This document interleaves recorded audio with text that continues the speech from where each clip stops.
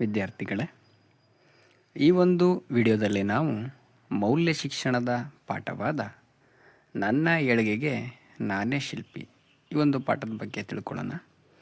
ಯಾರು ನಮ್ಮ ಚಾನಲ್ನ ಸಬ್ಸ್ಕ್ರೈಬ್ ಮಾಡಿಲ್ವೋ ಈಗಲೇ ಸಬ್ಸ್ಕ್ರೈಬನ್ನು ಮಾಡ್ಕೊಳ್ಳಿ. ಮೌಲ್ಯ ಶಿಕ್ಷಣದ ಎಲ್ಲ ಪಾಠವನ್ನು ಅಪ್ಡೇಟನ್ನು ಮಾಡಲಾಗಿರುತ್ತದೆ. ಇಲ್ಲಿ ಹೇಳ್ತಾರೆ, ಕೆಲವು ಸಮಯದಲ್ಲಿ ನಾವು ಹಲವಾರು ಕೆಲಸಗಳನ್ನು ಮಾಡಬೇಕು ಅನ್ಕೋತೀವಿ, ಕೆಲವನ್ನ ಪೂರ್ಣಗೊಳಿಸ್ತೀವಿ, ಕೆಲವನ್ನ ಅರ್ಧದಲ್ಲೇ ಬಿಟ್ಬಿಡ್ತೀವಿ. ಆ ಗುರಿಗಳನ್ನು ನಾವು ತಲುಪಬೇಕು ಅಂತಂದರೆ ನಮಗೆ ಮಹತ್ವಾಕಾಂಕ್ಷೆ ಅಂತಕ್ಕಂಥದ್ದು ಬಹಳ ಮುಖ್ಯವಾದದ್ದು. ಮಹತ್ವಾಕಾಂಕ್ಷೆ ಅಂತಂದರೆ ಏನಪ್ಪ ಅಂದರೆ ಏನನ್ನಾದರೂ ಸಾಧಿಸಲು ಇರತಕ್ಕಂಥ ಒಂದು ಬಲವಾದ ಆಸೆ ಅಥವಾ ಬಯಕೆಯನ್ನು ನಾವು ಮಹತ್ವಾಕಾಂಕ್ಷೆ ಅಂತ ಕರಿತೀವಿ. ಆ ಮಹತ್ವಾಕಾಂಕ್ಷೆಯನ್ನು ಮೊದಲು ನಾವು ರೂಢಿಸ್ಕೊಳ್ಬೇಕು.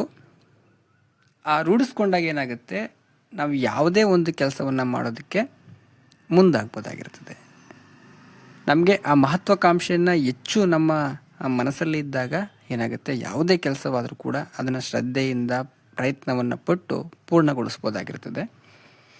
ಇಲ್ಲಿ ನಾವು ಯಾವುದಾರ ಒಂದು ಕೆಲಸವನ್ನು ಮಾಡೋದಕ್ಕೆ ಶುರು ಮಾಡಿದಾಗ ನಮಗೆ ಯಾವ ಯಾವ ಅಂಶಗಳು ಸಹಾಯವನ್ನು ಮಾಡ್ತವೆ ಅಂತಕ್ಕಂಥದ್ದನ್ನು ಈ ಒಂದು ಪಾಠದಲ್ಲಿ ತಿಳಿಸೋದಕ್ಕೆ ಹೊರಟಿದ್ದಾರೆ.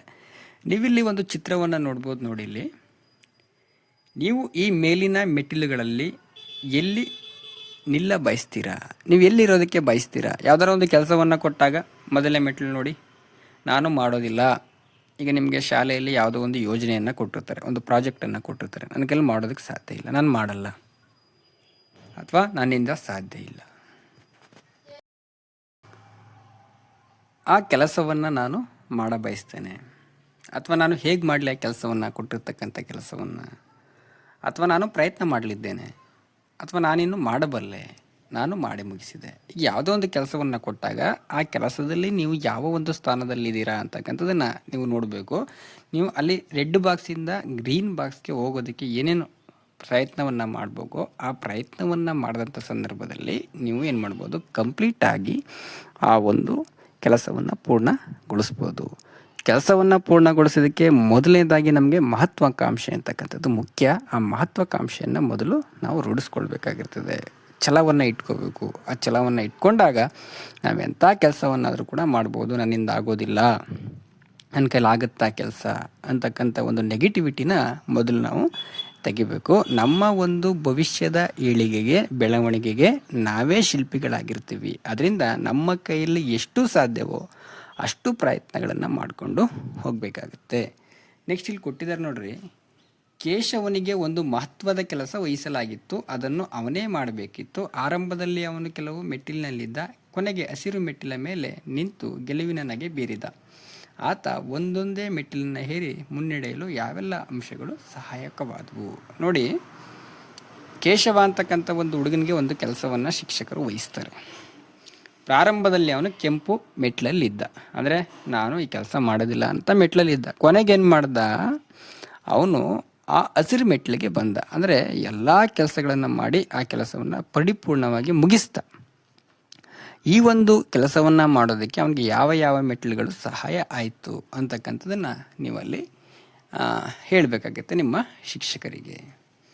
ಇಲ್ಲಿ ಕೆಲವು ಅಂಶಗಳನ್ನು ಕೊಟ್ಟಿದ್ದಾರೆ. ಆ ಅಂಶಗಳಲ್ಲಿ ನಿಮ್ಮ ಒಂದು ಆಯ್ಕೆ ಏನಾಗಿರ್ತದೆ, ಆದರೆ ಇದು ಸತ್ಯವಾಗಿರಬೇಕು. ಸುಮ್ಮನೆ ಯಾರೋ ಒಬ್ಬರು ನಿಮ್ಮ ಸ್ನೇಹಿತರು ಇಲ್ಲಿ ಯಾವುದೇ ಒಂದು ಬಾಕ್ಸ್ಗೆ ರೈಟನ್ನು ಹಾಕಿದ್ರು ಅಂತೇಳಿ ನೀವು ಕೂಡ ರೈಟ್ ಮಾರ್ಕನ್ನು ಹಾಕಬಾರ್ದು. ಇಲ್ಲಿ ನಿಮ್ಮ ಆಯ್ಕೆ ನಿಮ್ಮ ಒಂದು ಮನಸ್ಥಿತಿಯ ಮೇರೆಗೆ ಇಲ್ಲಿ ನೀವು ಗುರುತಿಸಬೇಕಾಗುತ್ತೆ. ಅಲ್ಲಿ ನೋಡಿ, ನನ್ನ ಸಾಮರ್ಥ್ಯದ ಬಗ್ಗೆ ಸಕಾರಾತ್ಮಕ ಭಾವನೆಯನ್ನು ಹೊಂದಿದ್ದೇನೆ. ನನಗೆ ಯಾವುದೇ ಒಂದು ಕೆಲಸವನ್ನು ಕೊಟ್ಟರು ಕೂಡ ಅದನ್ನು ಸಕಾರಾತ್ಮಕವಾಗಿ ತಗೊಂಡು ಆ ಕೆಲಸವನ್ನು ಪರಿಪೂರ್ಣವಾಗಿ ಮುಗಿಸ್ತೇನೆ. ಪಾಸಿಟಿವಿಟಿ ಅಂತಕ್ಕಂಥದ್ದು ನನ್ನಲ್ಲಿ ಇದೆ ಅಂತಕ್ಕಂಥದ್ದು ಇದ್ದರೆ, ಆ ಭಾವನೆ ನಿಮ್ಮಲ್ಲಿದ್ದರೆ ಅದಕ್ಕೆ ಏನು ಮಾಡಬೇಕು, ರೈಟ್ ಮಾರ್ಕನ್ನು ನೀವು ಅಲ್ಲಿ ಹಾಕಬೇಕು.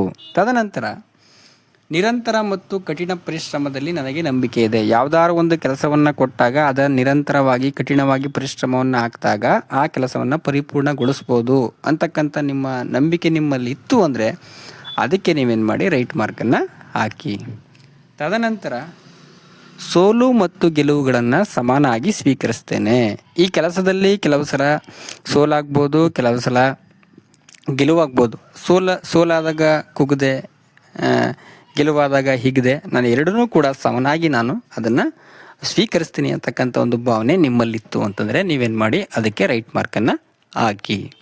ತದನಂತರ ಇಲ್ಲಿ ಕೊಟ್ಟಿದ್ದಾರೆ ಮತ್ತೆ ಸೋಲಿಗೆ ಕಾರಣಗಳನ್ನು ಕಂಡುಹಿಡಿದು ಗೆಲುವಿಗೆ ಪ್ರಯತ್ನಿಸುತ್ತೇನೆ. ನಿಮಗೆ ಯಾವುದೋ ಒಂದು ಕೆಲಸವನ್ನು ಕೊಟ್ಟಿರ್ತಾರೆ, ಆ ಕೆಲಸದಲ್ಲಿ ನಿಮಗೆ ನೀವು ಅದು ಸೋತ್ರಿ ಅಂತಂದ ಸೋತಾಗ ಆ ಸೋಲಿಗೆ ಕಾರಣ ಏನು, ನಾನು ಎಡುವುದೇ ಅನ್ನೋದನ್ನು ನಾನು ಮೊದಲು ತಿಳ್ಕೊಂಡು ತದನಂತರ ಆ ಕೆಲಸವನ್ನು ಪರಿಪೂರ್ಣಗೊಳಿಸ್ತೀನಿ ಮತ್ತು ನಾನು ಗೆಲುವಿನ ಕಡೆಗೆ ನನ್ನ ಪಯಣವನ್ನು ಮಾಡ್ತೀನಿ ಅಂತಕ್ಕಂಥ ಒಂದು ಭಾವನೆ ನಿಮ್ಮಲ್ಲಿತ್ತು ಅಂದರೆ ನೀವು ಅದಕ್ಕೆ ರೈಟ್ ಮಾರ್ಕನ್ನು ಹಾಕಿ. ತದನಂತರ ತಪ್ಪುಗಳು ಕಲಿಕೆಯ ಒಂದು ಭಾಗ ಎಂಬುದನ್ನು ಒಪ್ಪುತ್ತೇನೆ. ಈಗ ಹಲವಾರು ಕೆಲಸಗಳನ್ನು ಕೊಟ್ಟಿರ್ತೀವಿ ಅಥವಾ ಶಾಲೆಯಲ್ಲಿ ನೀವು ಏನೋ ಶಿಕ್ಷಕರು ಕೆಲವು ಪದಗಳನ್ನು ಹೇಳಿರ್ತಾರೆ, ಹೇಳಿದಾಗ ಕೆಲವು ಪದಗಳನ್ನು ಸರಿಯಾಗಿ ಬರೀತೀರ, ಕೆಲವು ಪದಗಳನ್ನು ತಪ್ಪು ಮಾಡ್ತೀರ. ಆ ಸಂದರ್ಭದಲ್ಲಿ ಆ ತಪ್ಪುಗಳನ್ನು ನಾವು ತಿದ್ಕೊಂಡು ಮತ್ತೆ ಏನು ಮಾಡ್ತೀವಿ, ಹೊಸದಾಗಿ ಕಲ್ತ್ಕೊಂಡು ಹೋಗ್ತೀವಿ. ಅದರಿಂದ ಅವ್ರು ಹೇಳ್ತಾರೆ ತಪ್ಪುಗಳು ಕಲಿಕೆಯ ಒಂದು ಭಾಗ, ಇದನ್ನ ಒಪ್ತೀರಾ? ಒಪ್ಪಿದ್ರೆ ನೀವು ಅದಕ್ಕೆ ರೈಟ್ ಮಾರ್ಕನ್ನು ಹಾಕಿ. ಎಲ್ಲರೂ ಕೂಡ ತಪ್ಪಿಂದನೇ ಕಲಿಯೋದು, ಅದು ನಿಮ್ಗೆ ಯಾವುದು ಅನಿಸುತ್ತೆ ಅದನ್ನು ನೋಡಿ ಅಲ್ಲಿ ರೈಟ್ ಮಾರ್ಕನ್ನು ಹಾಕಿ. ತದನಂತರ ನನ್ನ ಗುರಿಯನ್ನು ತಲುಪುವಲ್ಲಿ ಎದುರಾಗುವ ಸವಾಲುಗಳನ್ನು ಎದುರಿಸ್ತೇನೆ. ಯಾವುದಾದ್ರು ಒಂದು ಕೆಲಸವನ್ನು ಮಾಡ್ತಕ್ಕಂಥ ಸಂದರ್ಭದಲ್ಲಿ ಹಲವಾರು ಸವಾಲುಗಳು ಬರ್ತದೆ. ಅದು ಶಾಲೆಯಲ್ಲಾಗಿರ್ಬೋದು, ಕುಟುಂಬದಲ್ಲಾಗಿರ್ಬೋದು, ಅಥವಾ ನಿಮ್ಮ ಫ್ರೆಂಡ್ಸಿಂದ ಆಗಿರ್ಬೋದು. ಅಂಥ ಸವಾಲುಗಳನ್ನು ನಾನು ಎದುರಿಸ್ತೀನಿ ಅಂತಕ್ಕಂಥ ಒಂದು ಭಾವನೆ ನಿಮ್ಮಲ್ಲಿತ್ತು ಅಂದರೆ ಅದಕ್ಕೆ ನೀವು ಟಿಕ್ ಮಾರ್ಕನ್ನು ಹಾಕಿ. ತದನಂತರ ಸಕಾರಾತ್ಮಕ ಟೀಕೆಗಳನ್ನು ಗೌರವಿಸಿ ಸ್ವೀಕರಿಸುತ್ತೇನೆ. ಯಾವುದೇ ಒಂದು ಕೆಲಸವನ್ನು ಮಾಡೋಕ್ಕೆ ಹೊರಟಾಗ ಹಲವಾರು ಜನ ಹಲವಾರು ರೀತಿ ಟೀಕೆಗಳನ್ನು ಮಾಡ್ತಾರೆ. ಅದು ಪಾಸಿಟಿವ್ ಆಗಿರ್ಬೋದು, ನೆಗೆಟಿವ್ ಆಗಿರ್ಬೋದು. ಇಂಥ ಸಂದರ್ಭದಲ್ಲಿ ಆ ಟೀಕೆಗಳನ್ನು ನಾನು ಸ್ವೀಕರಿಸ್ತೇನೆ. ಸಕಾರಾತ್ಮಕ ಟೀಕೆಗಳು, ಪಾಸಿಟಿವ್ ಆಗಿ ಕೆಲವು ಬದಲಾವಣೆಯನ್ನು ಮಾಡ್ಕೊಳ್ಳಿ ಅಂತ ಹೇಳ್ಬೋದು ಕೆಲವರು. ಅಂಥವುಗಳನ್ನು ನಾನು ಒಪ್ಕೋತೀನಿ ಅಂತಕ್ಕಂಥ ಒಂದು ಭಾವನೆ ಇದ್ದರೆ ನೀವಲ್ಲಿ ಅದಕ್ಕೆ ರೈಟ್ ಮಾರ್ಕನ್ನು ಹಾಕಿ. ತದನಂತರ ನನ್ನ ದೌರ್ಬಲ್ಯಗಳನ್ನು ಸರಿಪಡಿಸಿಕೊಳ್ಳಲು ನಿರಂತರವಾಗಿ ಪ್ರಯತ್ನಿಸ್ತೇನೆ. ಯಾವುದಾದ್ರೂ ಒಂದು ಕೆಲಸವನ್ನು ಕೊಟ್ಟಾಗ ಅದರಲ್ಲಿ ನಮ್ಮಲ್ಲಿ ಕೆಲವು ದೌರ್ಬಲ್ಯಗಳಿರ್ತವೆ. ಅಂಥ ದೌರ್ಬಲ್ಯಗಳನ್ನು ನಾನೇನು ಮಾಡ್ತೀನಿ, ಸರಿಪಡಿಸ್ಕೊಂಡು ನಾನು ಆ ಕೆಲಸಗಳನ್ನು ಸರಿಯಾಗಿ ಕಂಪ್ಲೀಟಾಗಿ ಮಾಡ್ತೀನಿ ಅಂತಕ್ಕಂಥ ಒಂದು ಭಾವನೆ ನಿಮ್ಮಲ್ಲಿ ಇತ್ತು ಅಂತಂದರೆ ಅದಕ್ಕೆ ನೀವೇನು ಮಾಡ್ಬೋದು, ಆ ಒಂದು ಇದಕ್ಕೆ ಟಿಕ್ಕನ್ನು ಹಾಕಿ. ತದನಂತರ ನನ್ನ ಗುರಿಗೆ ಸಾಧನೆಗೆ ಅವಕಾಶ ಆಗ್ತಕ್ಕಂಥ ಅವಕಾಶಗಳನ್ನು ನಾನು ಉಪಯೋಗಿಸ್ಕೊಳ್ತೇನೆ. ಅಂದರೆ ಒಂದು ಕೆಲಸವನ್ನು ಮಾಡಿದ ಸಂದರ್ಭದಲ್ಲಿ ಕೆಲಸವನ್ನು ಮಾಡೋದಕ್ಕೆ ಕೊಟ್ಟಾಗ ಹಲವಾರು ಅವಕಾಶಗಳು ನಮಗೆ ಬರುತ್ತವೆ.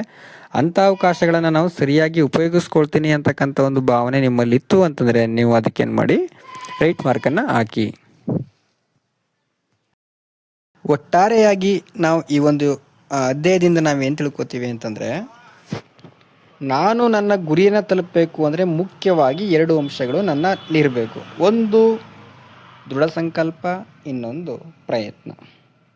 ನಮ್ಮ ಮನಸ್ಸಲ್ಲಿ ಯಾವುದಾದ್ರು ಒಂದು ಕೆಲಸವನ್ನು ನಾನು ಮಾಡೇ ಮಾಡ್ತೀನಿ ಅಂತಕ್ಕಂಥ ಒಂದು ಭಾವನೆಯಲ್ಲಿ ಹುಟ್ಟಿದ್ರೆ ಅದು ದೃಢ ಸಂಕಲ್ಪ ಅಂತ ಕರಿತೀವಿ. ಜೊತೆಗೆ ಆ ಕೆಲಸವನ್ನು ಮಾಡೋದಕ್ಕೆ ಮುಖ್ಯವಾಗಿ ಇನ್ನೊಂದು ಅಂಶ ಬೇಕು, ಅದೇನು ಪ್ರಯತ್ನ.